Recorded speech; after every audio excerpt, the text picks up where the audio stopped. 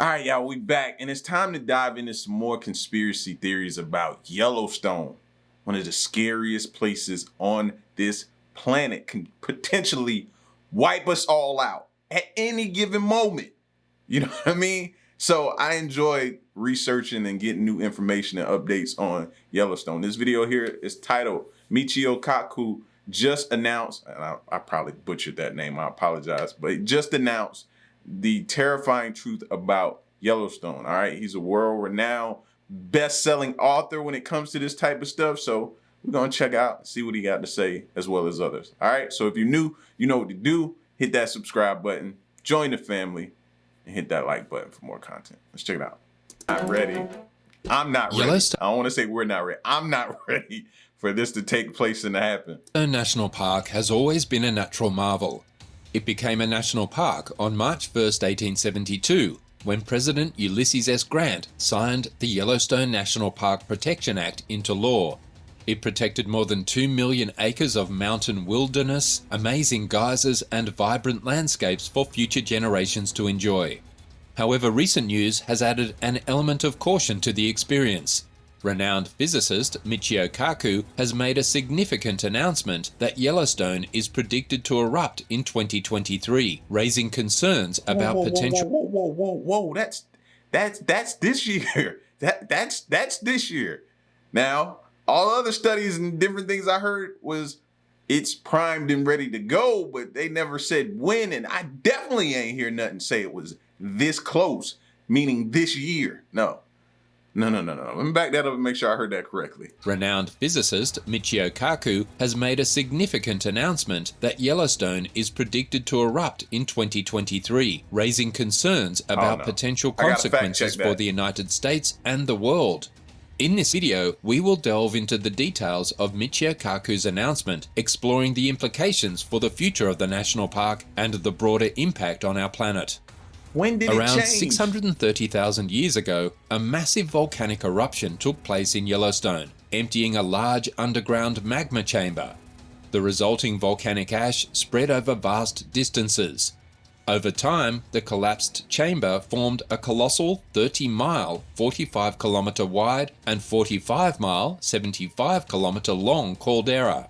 Lava and sediments gradually filled the caldera, with lava flows continuing for hundreds and thousands of years. Approximately 100. See, we was just talking about that in another video about one that was underwater and doing the same thing. So when it erupts, it's going to create this massive tidal wave.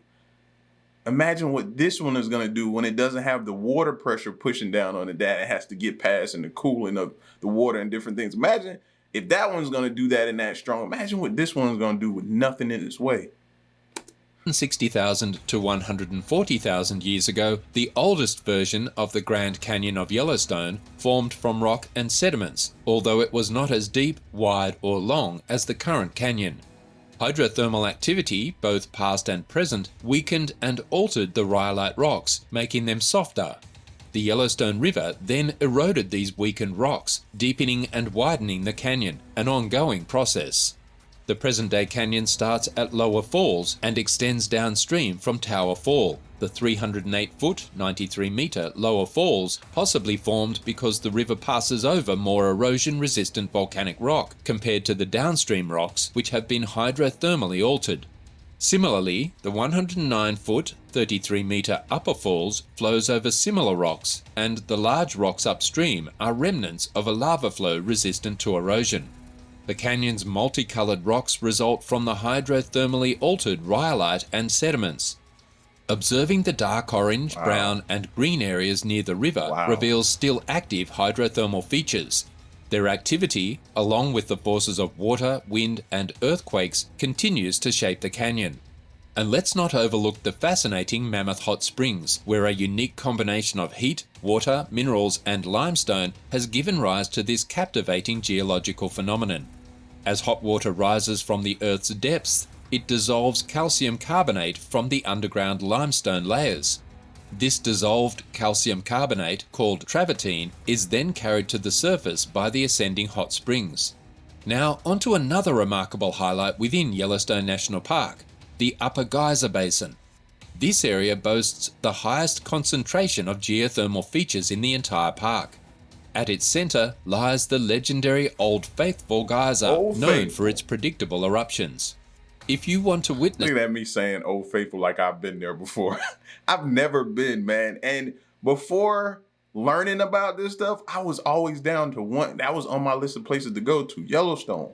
But man, just seeing these people standing so close, I'm just like, man, do they know at any given moment it could just, and you be standing right there just admiring the scenery? Because don't get me wrong, the aerial shots are beautiful. The landscape is just beautiful. Everything about it, but it's just deadly at the same time. So, Old Faithful geyser, known for its predictable eruptions. If you want to witness a geyser eruption, this is the place to be, as the park can even forecast the eruptions of 5 major geysers in this impressive basin. However, here's the intriguing part. that. All of these geothermal features share a common element that should not be underestimated: volcanoes. Thank Yellowstone you. is renowned for its close association with these mighty natural forces. Their impact can be observed and experienced throughout the park, contributing to its distinctive allure.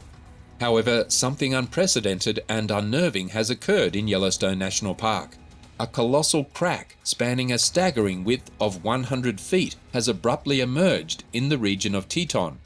This development has placed park authorities on high alert, prompting them to swiftly close off a significant portion of the park to conduct urgent investigations. Just a portion? Why not close the entire park, man? Sometimes I'd be like, man, do they even care about our safety? Let me just close off this portion where the crack is, just right around the crack. Like, no, fam, something like massive could happen, or either a massive amount of pressure caused this crack, bro. When it finally goes, it ain't gonna just be contained to this one little area where the crack is. No, it's gonna go everywhere. Their objective is to unravel the mystery and comprehend the implications this event holds for the surrounding landscape.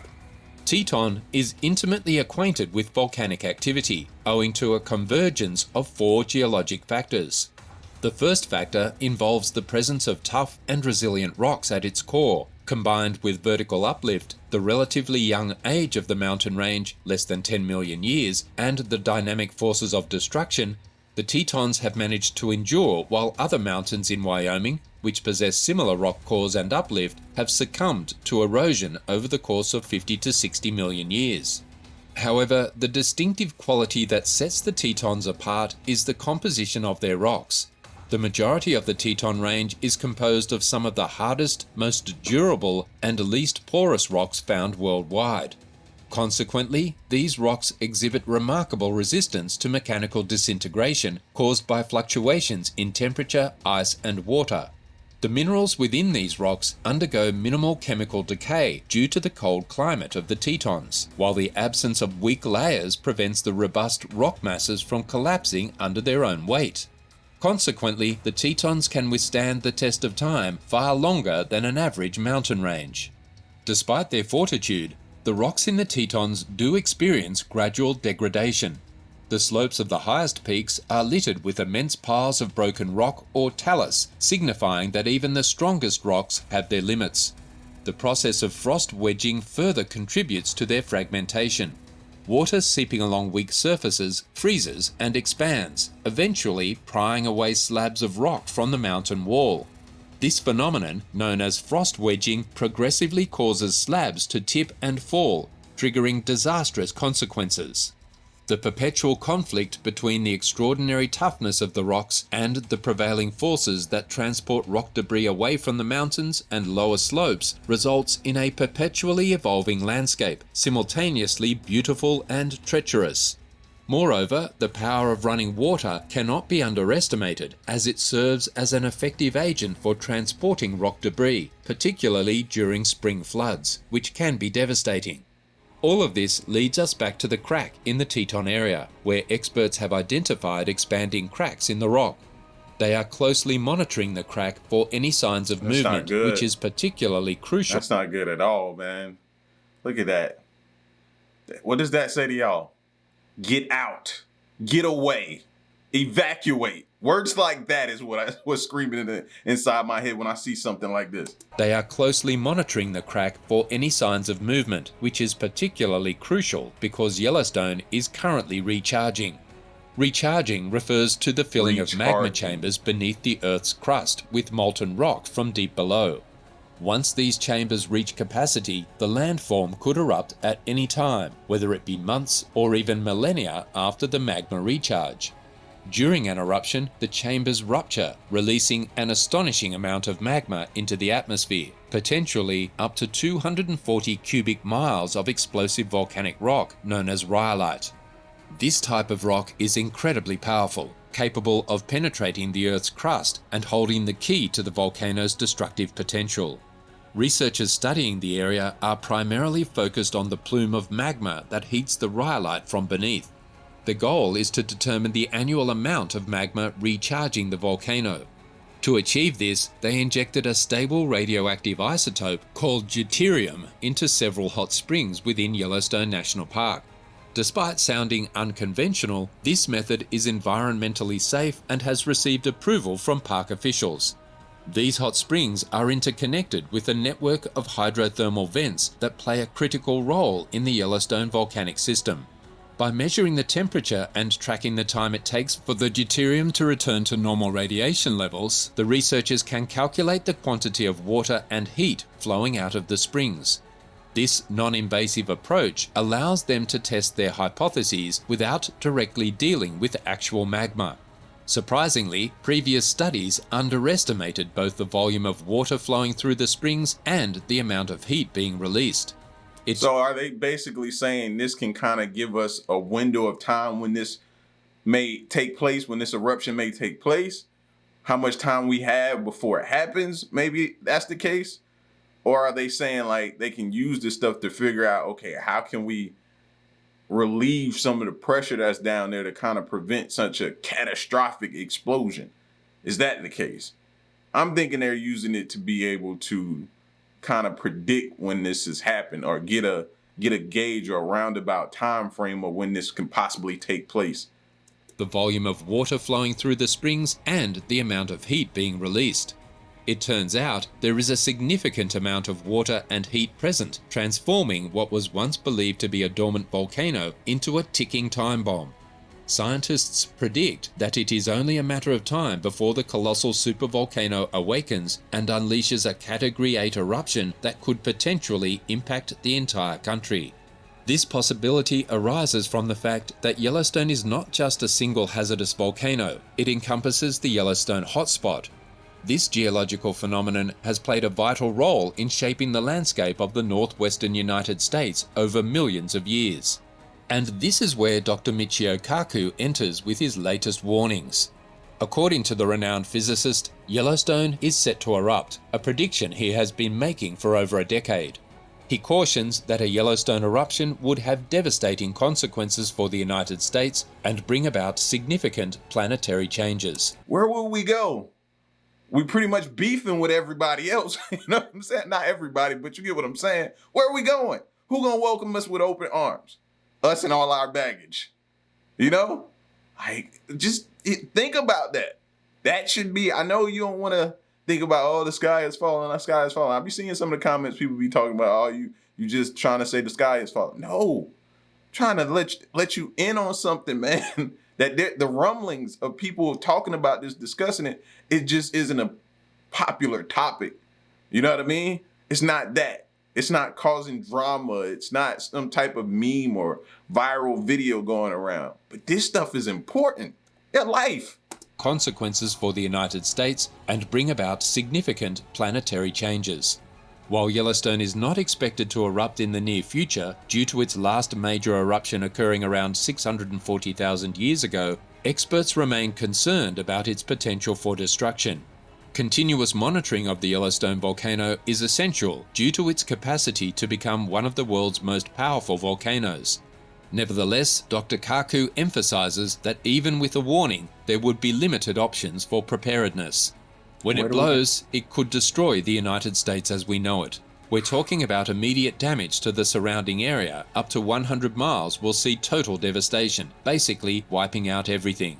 However, the real damage goes out to about 500 miles if you include volcanic ash, Yep. poisonous gases, and that's a ring which goes around 1,000 miles.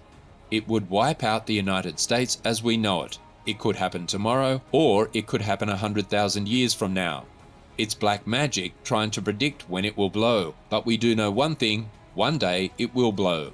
Mr. Kaku went on to add, "All you can do is run." Unfortunately, the experts keep reassuring the public that everything is going to be all right, but the shaking of our planet is getting worse with each passing year. And why do they do that? Why? I'm not trying to say scare everybody, but give them the truth. Stop telling them, oh, well, it's not going to happen in hundreds of thousands. It's conflicting arguments going on right here. One saying it's going to happen soon, and others are saying hundreds of thousands of years from now it'll go off. Don't worry about it. You're good. Mosey on about your day.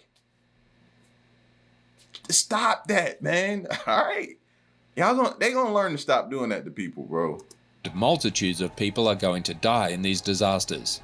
However, if scientists are to take Michio Kaku's advice, things might actually work out. And a NASA employee believes he has discovered a unique method to prevent a major eruption by introducing cold water into Yellowstone's magma chambers. Brian Wilcox, a NASA engineer, aims to counteract the threat of a super eruption by reducing the temperature of the magma within the volcano's chambers. Approximately 60 to 70% of the heat produced by Yellowstone dissipates into the atmosphere, but the remaining portion remains internally. If enough heat accumulates, it can trigger an eruption. According to the NASA employee, by drilling 10 kilometers into Yellowstone, it may be feasible to inject high-pressure water that would absorb some of the heat before being extracted. That's what I was thinking earlier. Drill and make some vents and stuff so it can kind of ventilate itself.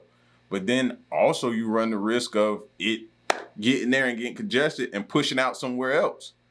So, I mean, but at least they're trying something. I can get with that. The people that just, oh, it ain't gonna happen and go about it, that's what I can't rock with. I don't understand that. In Brian Walsh's book End Times, Wilcox shared that the plan could incur a cost of $3.5 billion, £2.9 billion. Additionally, this proposal would utilize the steam generated from the combination of water and magma to generate carbon-free geothermal electricity, which would be significantly more cost-effective than existing alternative energy sources. Mr. Wilcox explained to Mr. Walsh, "The thing that makes Yellowstone a force of nature is that it stores up heat for hundreds of thousands of years before it all goes kablooey all at once. It would be good if we drained away that heat before it could do a lot of damage." So what are your thoughts on Michio Kaku's warning and Wilcox suggestions? Please share your opinions in the comments section below. For the most part, I'm mostly going to be on the side of people who are trying to figure out a solution and implement a solution instead of standing on the sidelines just saying, oh, it's not going to happen. No, we need plans in place, bro. The United States, as we know it, could be just gone, the blink of an eye. And then we won't have time to sit around and loathe and self-pity and all that type of stuff like that about what just happened and cry and no, we're going to have to figure it out. We won't have time for that. So now is the time to figure out a plan and discuss it and take it serious. That's all I'm saying. Y'all get at me in the comment section though, man. I enjoy this stuff. I like hearing about it. Yes, it's scary. Yes, it's very scary. But we need to hear this. All right? Y'all stick around and stay tuned. Leave a like, share the video, subscribe. Till the next one, I'm gone, man. Peace.